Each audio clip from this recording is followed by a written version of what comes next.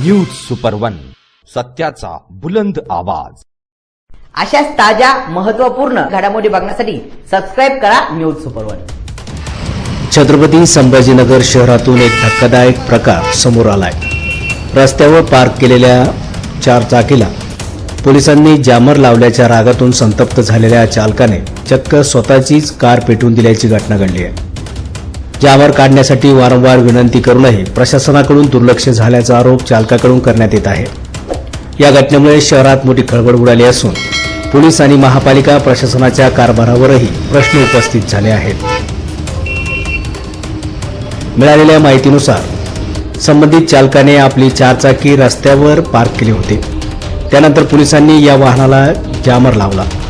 वाहनाला जामर लावल्यानंतर चालकाने तो काढण्यासाठी पोलीस तसेच महानगरपालिका प्रशासनाकडे विनंती केल्याची माहिती मिळते आहे। मात्र वारंवार विनंती करूनही जामर काढण्यात आला नव्हता, असा चालकाचा आरोप आहे। जामर काढण्यासाठी प्रशासनाकडून सहकार्य मिळत नसल्याने चालक संतप्त झाला।